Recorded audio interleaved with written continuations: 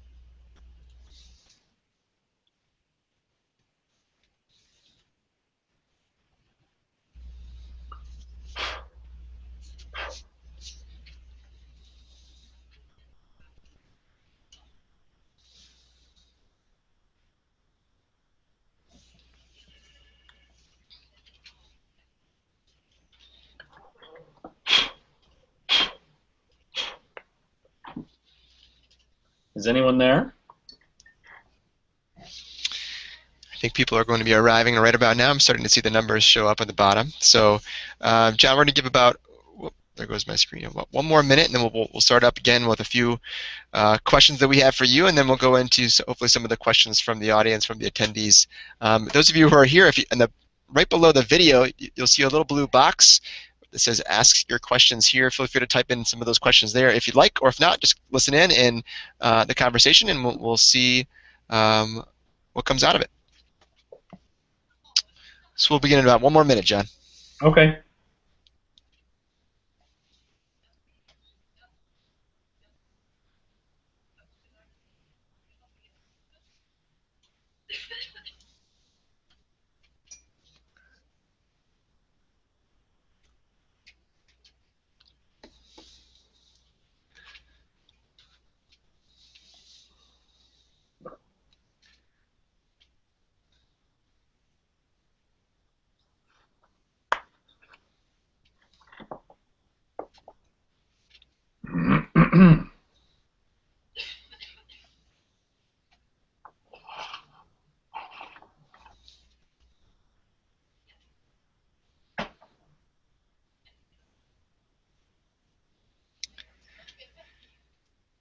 Okay, John, you ready to go?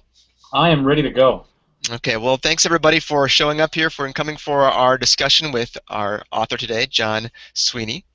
Um, John is the author of When St. Francis Saved the Church, which we'll be talking about today. So, just a little bit of nuts and bolts before we begin. Everyone in the audience is muted. Hopefully you're here on the page that we've been sending out via email and social media. Just click on once you click on the play button, you'll be able to view the video or watch the streaming video. And if you want to ask a question, there's a blue box right below the video. It says ask your questions here. I see one question come in already. Go ahead and type your question there. It can be anonymous if you want, or if you want to log in, you can create an account. But feel free to type your question there, and I'll try to address as many of those as I can, throwing them back at John to offer during the discussion today. I'll start out by asking some of my own few questions just to get some of the discussion going, and then hopefully we'll be taking some more questions from the audience as well.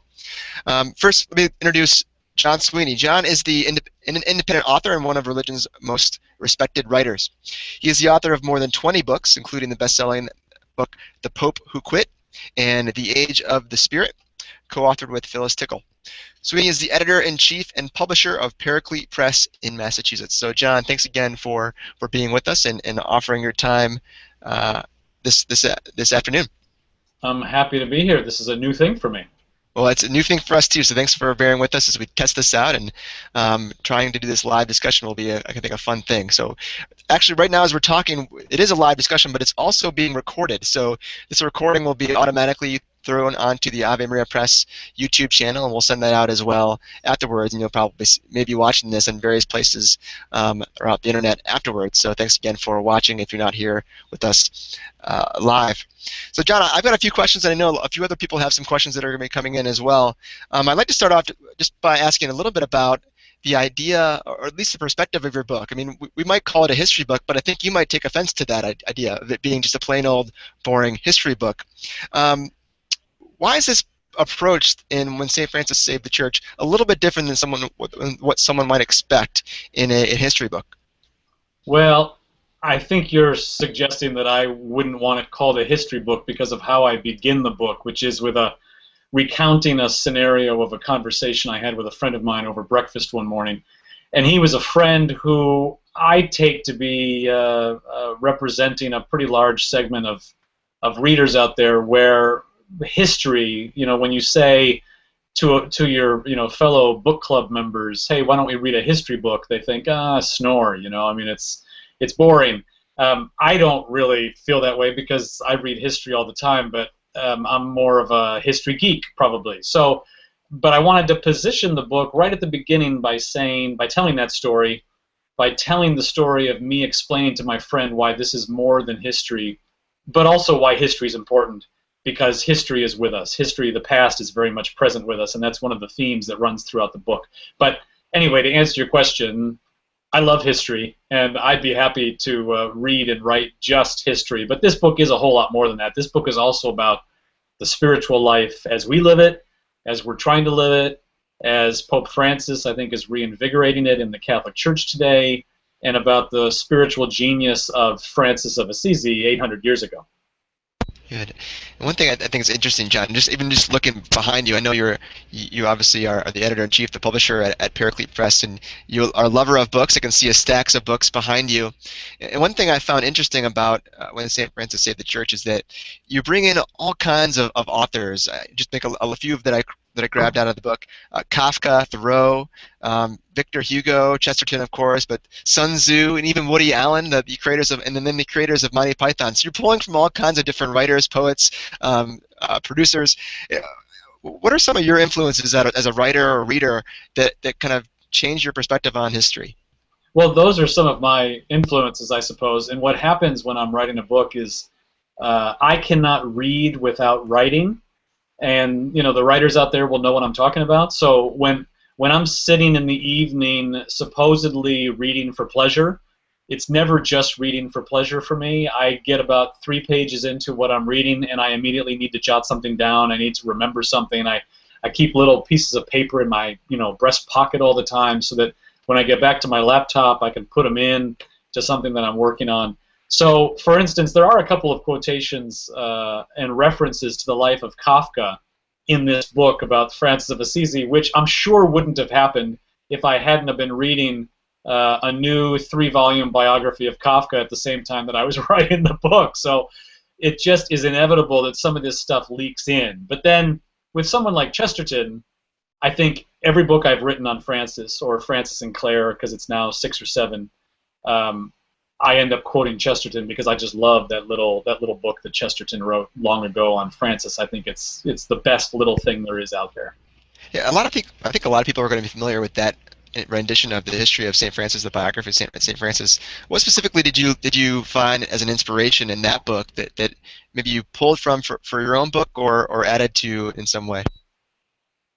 There's a few things that I pulled from that book for this one. One was the insight that Francis never stood still. He was always moving, and you have to keep that in mind when you're trying to understand his life. There are a lot of saints who do a lot of sitting still. There's a lot of saints who do a lot of reading and studying, who do a lot of sort of heroic acts like martyrdom. Francis isn't one of those kind of saints. He's a different kind of a saint, and his sainthood came from running here and there, from being a friend to people, from traveling on the road, from the sort of experiences that, frankly, I think we might find a little bit easier to relate to in the 21st century. So that's one thing I know I took from the Chesterton book. I also took from Chesterton, not from that book, but from Chesterton, that great quote, which I will not remember exactly how it goes, but the idea that it's not that the Christian life has been tried and found wanting, it's that the Christian life has never really been tried.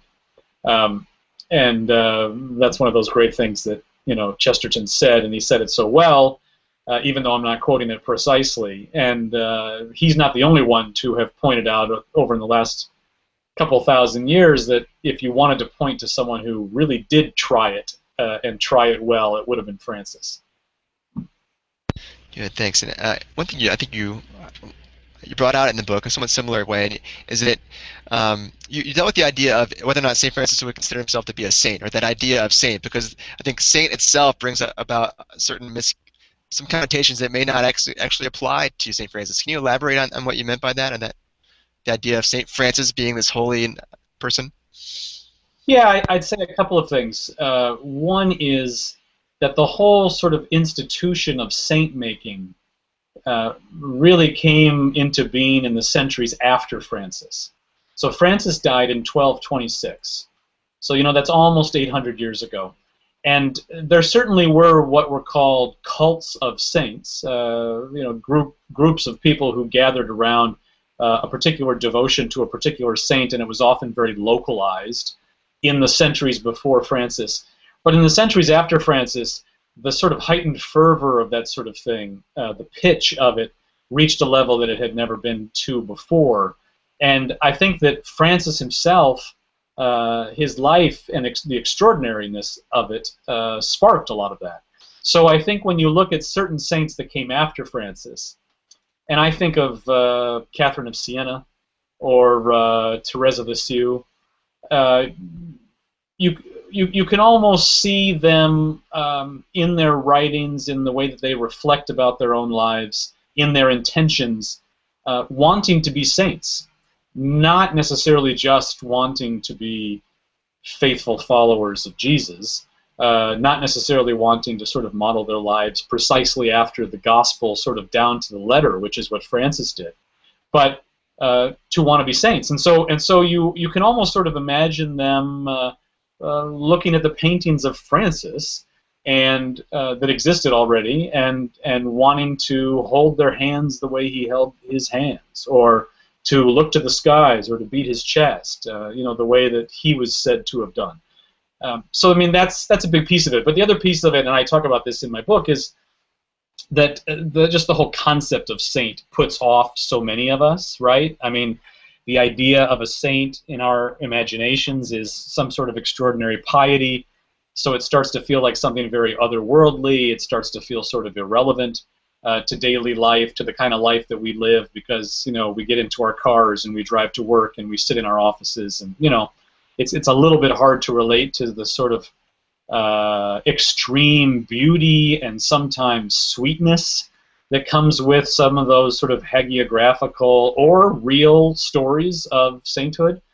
And I try to point out that although there's a lot of those great stories about Francis of Assisi, we've many times made them too cute, we've many times made them too iconic, and we've many times forgotten that there's a flip side to the man. The story may communicate one thing about him, like the Preaching to the Birds does say something about how he cared about creatures in a way that most of us probably don't. But on the other hand, it doesn't say something else about his personality at the same time that we might need to be reminded of, which was he could very much be sort of in your face. I mean, he wasn't just sort of a sweet, skinny Buddha, you know, loving sort of a guy all the time. He could be quite severe on people and on himself, and we have to sort of take the whole man and understand the whole person. Can you give an example of a story? I mean, I don't want to go into the historicity, like look and analyzing whether that this one story was true or not true, but some example of a story of St. Francis in which he was being very, very real, very raw, not what we think of as like a perfect person as far as the saints should go. The story that immediately jumps to mind is that there's a great story of him and one of his close friends where they're walking along the road. They were always walking along the road somewhere, and they're walking along the road, and Francis is repenting, confessing to his friend of something that he had done wrong, and he insists that his friend actually step on his mouth, step on his face, to punish him for words that he had said that he shouldn't have said. And his friend says, no, no, no, no, no, I can't do that. I can't do that. And no, but he insists, and he commands him by holy obedience, because I am your spiritual father, to do this. And so they have this argument. But I mean, some of that kind of stuff, he could be that severe about himself, and of course, in that way, he's also being severe to his friend, because what kind of friend wants to do that? Wow, I've never heard that story before. That's amazing. And this kind of leads into something I wanted to ask about, and another person has already jumped in the questions section, the box at the bottom where you can ask questions. They're all anonymous, but he says, "Hi, John. I was wondering where you think the misconceptions about St. Francis came from." So you may be referring to, for example, the article you wrote in America earlier this week or a couple weeks ago about the real Francis. What are where do you think those misconceptions come from? Well, it's part of what I was saying before, that I think they come from our grasping onto one piece of Francis. So I think in the America article I talked about, or I used the sort of what's become a metaphor of the Francis cement statue. I mean, how many parishes and other buildings and just gardens have a lovely little statue of Francis out in the garden, out back, where he stands among the flowers and he looks like this. And what I try to explain briefly in the book is to say, that's fine, because Francis did have this sort of incredible relationship with the created world and with creatures, both animate and inanimate. And I go into some detail about that in the book too, because people should realize it's not just the cuddly ones. It's even rocks and pieces of paper and things. I mean, it's a little unusual. But at the same time, we have to take the whole man. We have to understand the whole person. So if you were to invite Francis to lunch, and you wanted to sit out back in the garden where the statue is, because that's where he would be most comfortable, what I suggest is that he actually wouldn't be sitting there with you, probably, because he would be uncomfortable by the white tablecloth and by the nice dishes and by the fact that you brought out the good silverware and the fact that you invited over guests who are going to be equally impressed at having someone like Francis of Assisi come to lunch. Instead, he's going to be out by the roadside. He's going to be begging his bread. He's going to be insisting on bringing the beggar and the leper to the table, and you're going to be sort of scandalized and embarrassed by Francis among your friends and neighbors. And he probably would have been dressed kind of shabbily, because he didn't really care a whole lot about how he was dressed or how he presented himself. We have to take the whole picture. Thanks a lot. I'm just kind of curious, as well as another person, that I'm just drawing from another question coming in, and just curious about, the person's asking, what draws you to the story of St. Francis? Just curious, John, what was it that initially brought, writing a book is a big deal. It's a big commitment, and St. Francis has been big in your writing. So what was it that drew you to this particular book? I had written several books on Francis and on Clare, and one book about Francis and Clare together, and I had edited a collection of the writings, the essential writings of Francis. So I had done all those things. Oh, and I had also annotated the first modern biography of Francis, written about 100 years ago. That was the first thing I had done, which had sort of gotten me into all of this.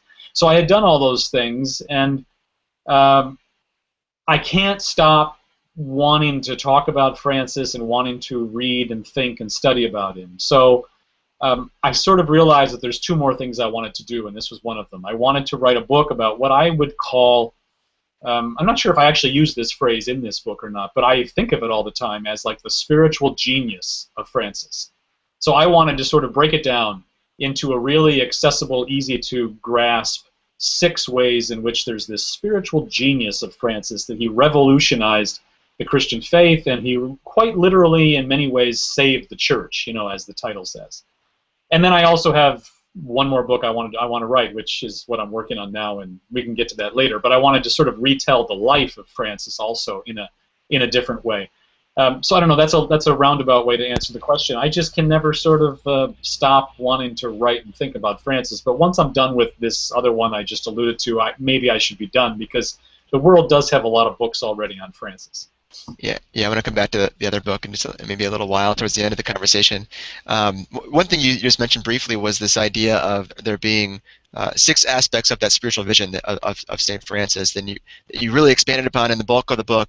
And I wonder if we can go through a few of those, or maybe all of them, just to talk a little bit about them. But because I think what you say in the book really applies. Again, why does St. Francis apply to us today? And these six aspects of his spiritual vision, I think, really do. First one starting with friendship, which you mentioned Claire already, but maybe you can expand on the friendship idea a little bit more with St. Francis. Well, I'd like to expand on it because I think that the friendship point that I make in the book, the chapter about friendship, I think is the most original contribution that I make in this book. If you only read one chapter, that's the one I wish you would read. My suggestion is that there are these six aspects of Francis's spiritual genius, this amazing thing he did 800 years ago, and who he was and what his charism is all about. But that most of all, friendship is the key to understanding his sainthood. And that's unusual. I mean, most saints become saints through heroism or martyrdom or extreme courage or scholarship. I mean, Francis was no doctor of the church. Francis was not a martyr. I mean, there might have been some moments in his life when he sort of dreamed of that, like before he went to see the Sultan, but he didn't have the opportunity to be a martyr.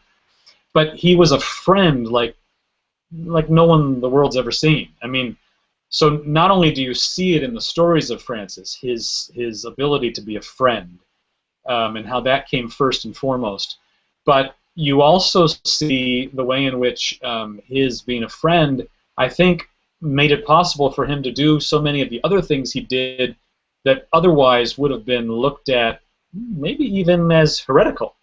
You know, I mean, when he writes the Canticle of the Creatures and he's talking about Brother Sun and Sister Moon, I mean, that kind of language was so radical in that day.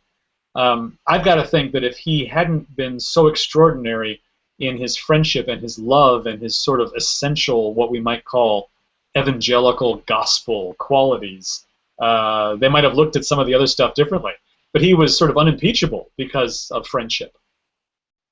I want to come back to the six aspects of those that you mentioned, but I also, just based on what you just said, the idea, the words you used that really struck out to me. You said that St. Francis was more focused on something called orthopraxy or orthopraxy versus orthodoxy, and maybe that in kind of a comparison to the Dominicans of his time. What can you expand on that a little bit about kind of his method, I guess, of spirituality? Well, he wasn't a reader, you know. He wasn't a reader. He wasn't someone who sat and studied. There's even you know, a famous story about Francis forbidding the other friars, his brothers, from owning books, even prayer books.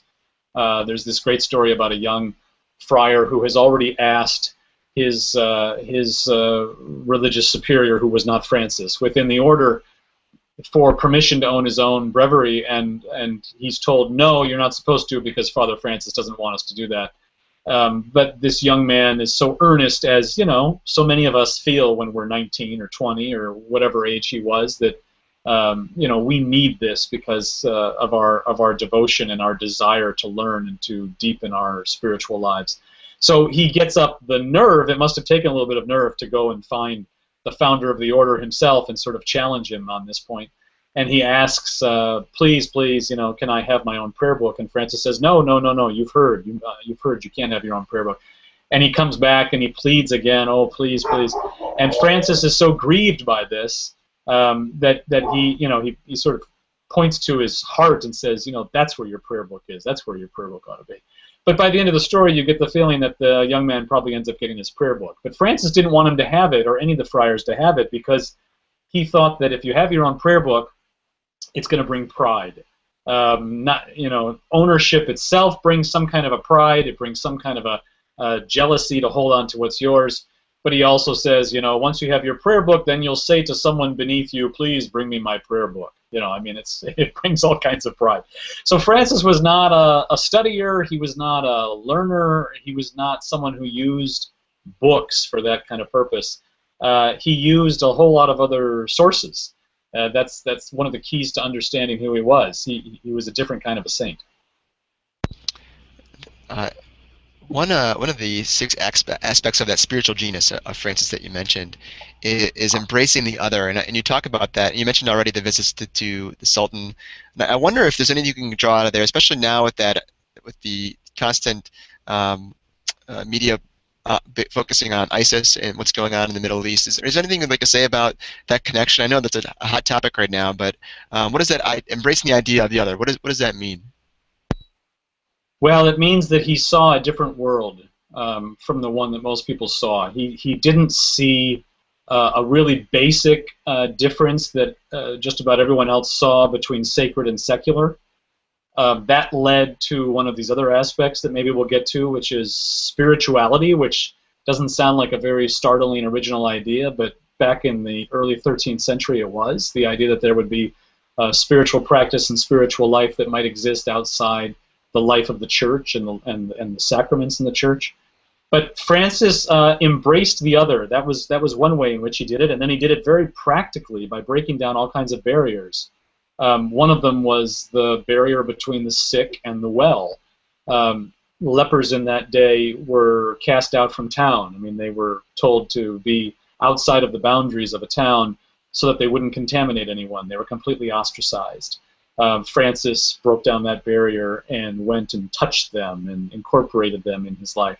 And he did the same thing with men and women. This is another one of those aspects of his life that I've got to think could have been bordering on heretical had he not been so extraordinarily impeachable in other ways. When Clare came in 1212, just 3 years after the movement had started, and became the first woman to be with this ragtag bunch of guys, there was a brief amount of time when they were actually together. It could have been a day, it could have been 3 days, it could have been a couple of weeks. I mean, we don't really know. But you really get the feeling from the sources that there was this probably sort of naive idealism of Francis, thinking that she could just be a brother. So at first she was just called another brother. This was one of those ways in which I think his desire was to break down that kind of a barrier between expectations of what a woman does and what a man does. It's one of the sort of sadnesses, I think, of Francis's life that didn't last very long. I mean, there's no way that was going to last. But this is another one of those ways in which he tried to sort of break down the other. And then the last one I would mention is what we've alluded to a couple of times, is his visit to the Sultan in Egypt during the height of the Fifth Crusade. The Muslim in 1220, 1210 was the ultimate other. Kind of shows that we haven't changed a whole lot in 800 years. But what Francis did in that whole scene is pretty remarkable, and showed also that he wanted to break down any sort of otherness between people. I'd like to, maybe you could riff off on another one. Thank you for that, by the way. Those are the great stories, especially this story with St. Clair. I didn't even know that about the early part of their relationship. You mentioned what you wanted to talk about spirituality as a part of one of these aspects. What is it that's unique about Franciscan, maybe not Franciscan spirituality so much as St. Francis's spirituality, during his life? Well, what was unique about it was that in that time and in that era, I mean, the word spirituality, of course, didn't even exist. I mean, the word spirituality didn't exist until about 100 years ago. We sort of created that. There was religion and there was secular. But 800 years ago, Francis, when he created the Third Order, was recognizing that there was a calling to a religious and spiritual life that all people had, whether or not they left their families, whether or not they took a vow of chastity, whether or not they left their so-called secular lives. And he established certain spiritual practices that everyone should keep. And they're very obvious, simple things, like the things that we do now. I mean, things like the divine office, and things like making sure that you give money to the work of the ordained clergy, and make sure that you participate in the sacraments. But it also was the kind of spiritual practice of prayer and quiet and reflection and study that you can do whether or not you're in church. And back in Francis's time, that was seen as a bit of a threat to suggest such a thing, to suggest to people that they don't have to come within the four walls of a church in order to be spiritual. I'm going to get to a few of the questions that have come in as we've been talking here. And again, feel free, and anyone else who's participating, feel free to ask a question below the video in the box there under what the invitation that says ask your questions here. Person who's calling themselves Moneymaker says, do you believe that Pope Francis is a model of St. Francis's life? Well, yeah. I'm not sure if I'd put it that way, but I think that what excites me, and I talk about this in the book sort of a little bit at the beginning and then at the end, that what excites me is that I think that Pope Francis is rediscovering, reinvigorating this charism, these 6 aspects particularly of the way in which Francis saved the church 800 years ago. And, the church in some ways is kind of in need of saving again.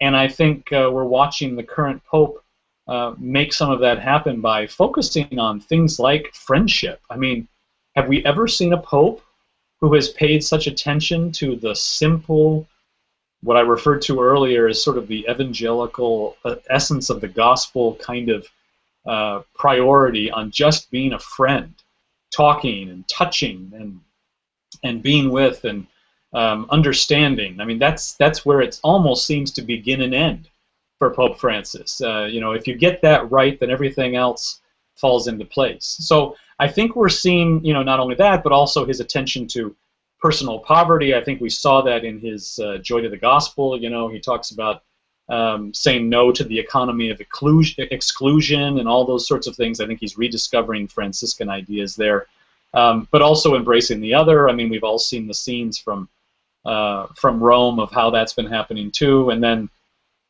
other aspects that we haven't got to yet. But yes, I think that Pope Francis is reinvigorating some of these aspects of the life of Francis, and I think the fact that he took the name at the very beginning signaled that this was coming, and it was exciting that day when we realized it and figured it out, and it hasn't stopped, 20 months later. Thanks. I think that was, I may have said Moneymaker. It's actually from Memory Maker, so I apologize to the participant there. Another question, somewhat similar, I guess, not so much about the Pope, but a person's asking, what are some of the saints that have been influenced strongly by St. Francis near his lifetime or historically? John, have you run across any saints in particular in your studies that were really influenced by maybe these aspects of the spiritual genius of St. Francis? Well, certainly you'd have to talk about St. Clare, who we talked about a little bit already. I mean, St. Clare, I often think of as being sort of the well to Francis's river. I mean, when we were talking about Chesterton at the opening, we were talking about that idea that Francis never stood still. I mean, you could say he was sort of a peripatetic guy, but you could also just say he was always dashing around here and there. I mean, he never seemed to have a plan for what was next. But at the same time, Clare was this kind of a well of wisdom that he kept going back to, asking her advice, asking her counsel. And then she lived for decades after Francis was dead, and was that same sort of well for the Franciscan movement, whether it was the first, second, or third order, for a very long time. So I mean, I think right up there after Francis, you'd have to say Clare. But then there's others too, like Angela Foligno and St. Padre Pio. I mean, there's a bunch of saints in history that have been inspired in very important ways by Francis. Another one of our viewers is asking about the title of the book. The title of the book is When St. Francis Saved the Church. And I think it's a great question. The question is, do you think he realized at the time that he was revolutionizing the church? No, I don't. I think I say this in the most complimentary way. I think he was a really simple person. You can say that sometimes about someone, and it's sort of a coded way of being critical, and I don't mean that at all. I think he was very simple in a way that we value that kind of simplicity. I don't think he thought of himself in grand terms. I don't think that he plotted out or planned what was coming next. I don't think that he intended to build a great order. I don't even think he intended to build much of anything. In fact, there's so many stories of Francis that basically say he didn't want to build a thing.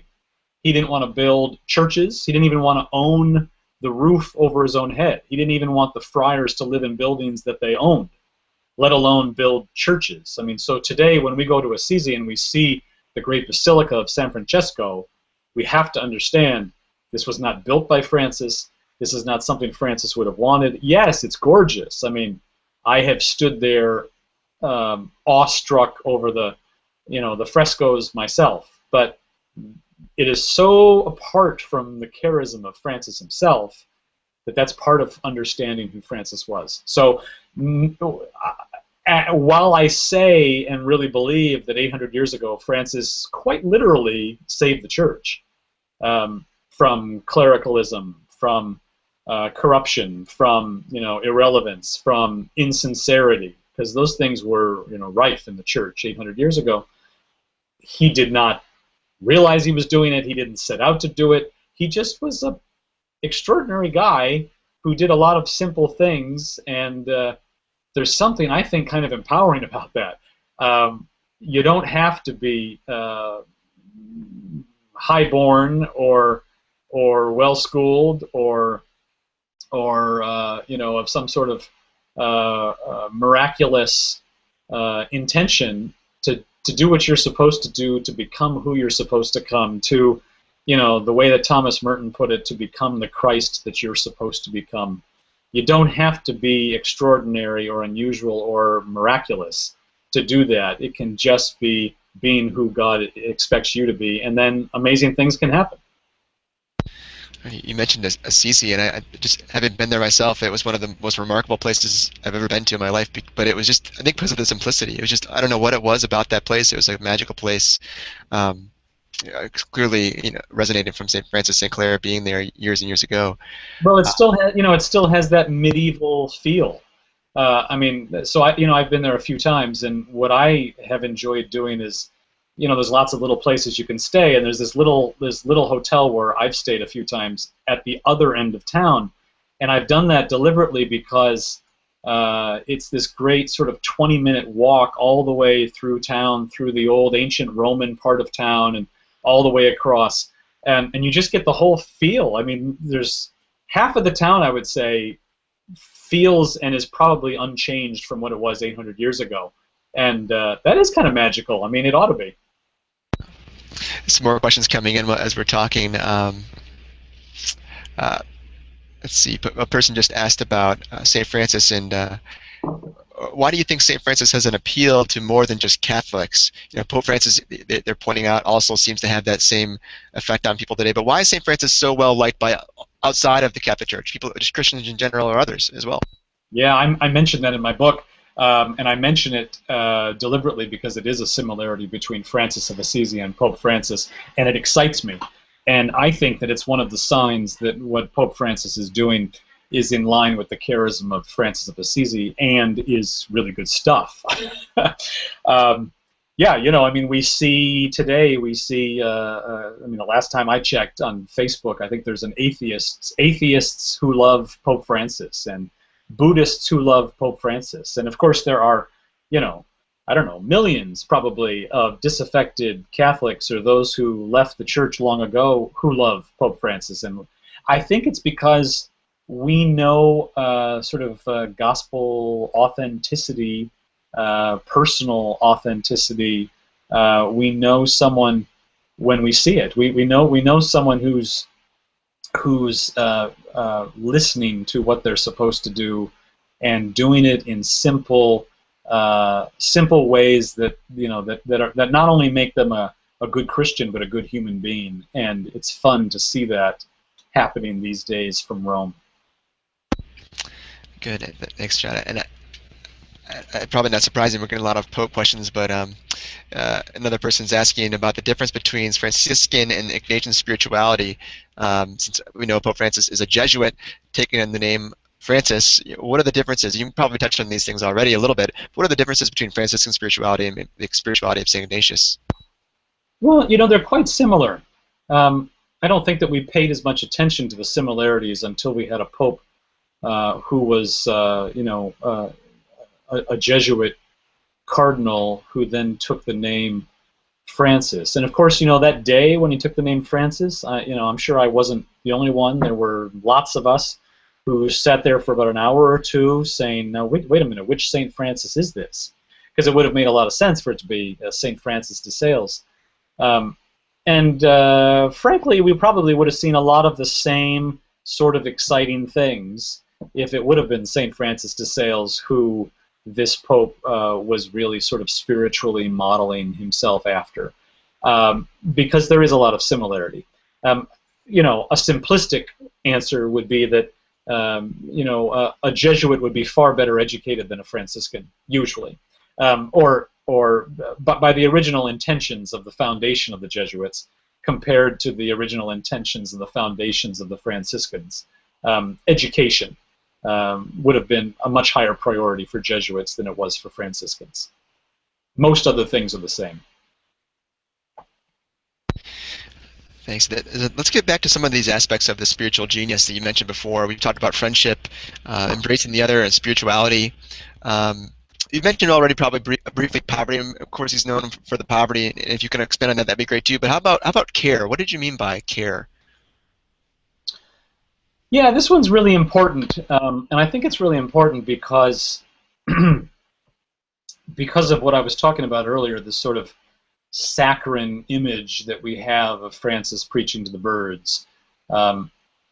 Because I don't want to let go of those images of Francis. They're really important, but I also want them to be in the right context.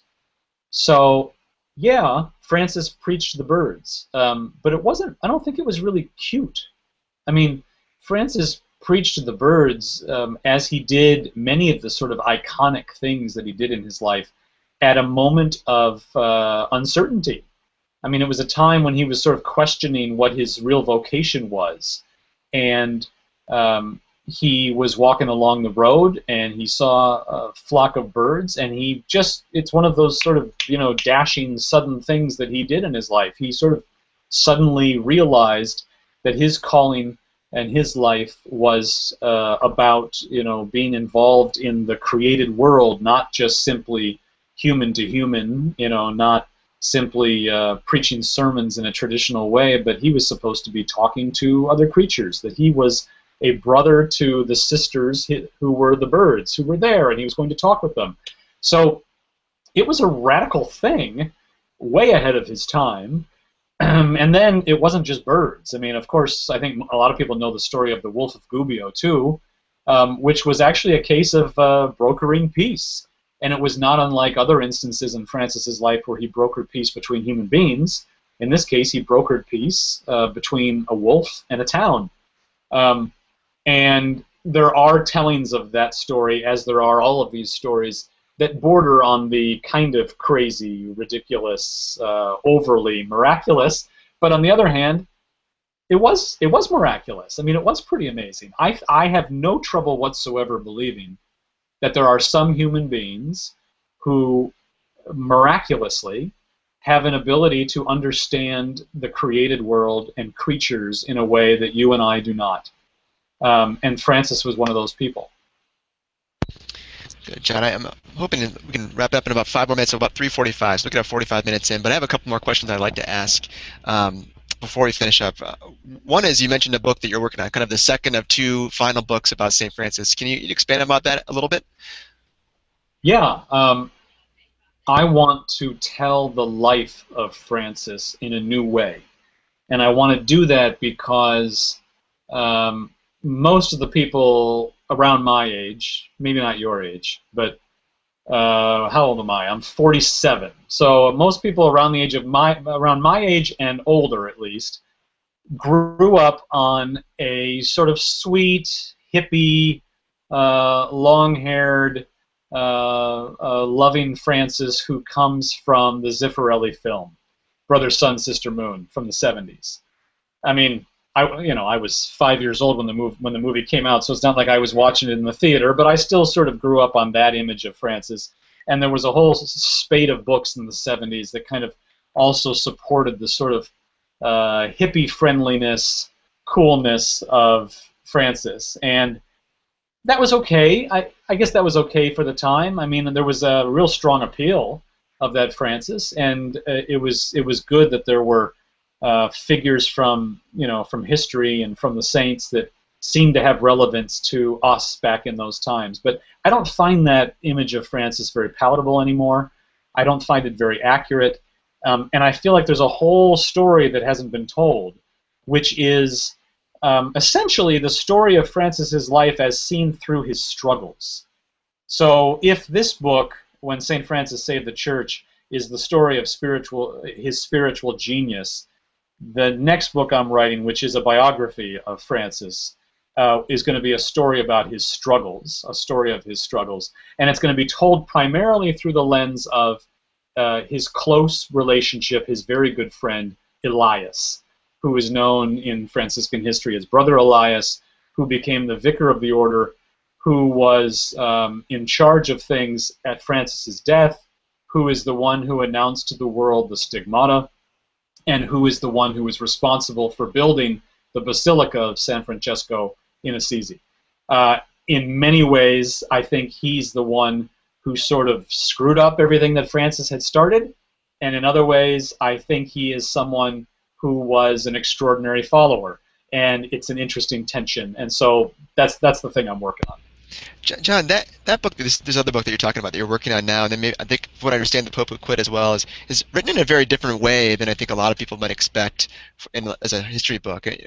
Why are you drawn to that kind of an almost narrative history or telling of history? Because I want people to read it. That's right. That's right. Because I mean, they're such great stories, and I want people to read them. And I know that some of the books that I read, a lot of people don't want to read those books. It's like what we were talking about at the beginning. Oh great, history. I'm going to go to sleep. We have this, this memory of the history teacher we had in 11th grade who droned on, and we all fell asleep. So these stories are so interesting and so important, I think, because we can't really understand ourselves or our faith or even maybe our present or our future if we don't sort of grab hold of them. So I want them to be told in a real interesting way. Thanks, John. Last question. If you were to tell, if somebody came up to you and they wanted to know, if they had one thing that you could tell them about St. Francis, they wanted to know one thing, what would that one thing be that they could walk away with knowing about the life of St. Francis of Assisi? Well, I'll tell you the first thing that popped into my head, and maybe it's because it's something we haven't said yet in our conversation here. I think it's important that people realize, and if there was one thing, it might be this, that he actually died with a certain degree of sadness. This is something that people don't usually know about the story of Francis, because most of what they hear is preaching to the birds and stigmata. But Francis, at the end of his life, lost control of the order that he started.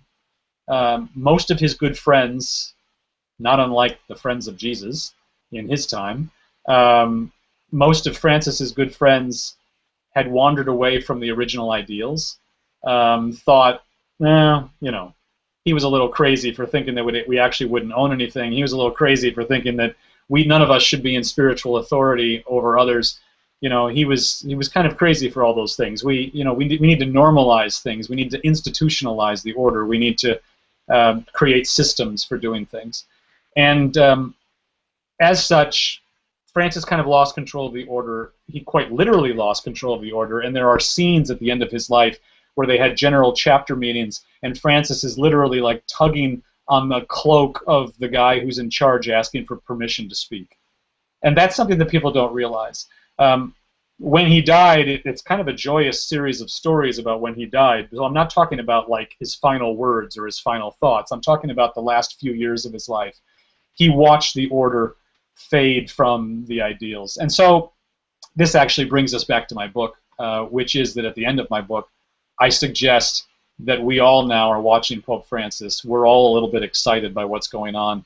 And I want us, and I want myself, to be involved and to be attentive and to be a part of what's happening and to not screw it up, because in some ways it got screwed up before Francis's death, and sort of sadly he watched it happen.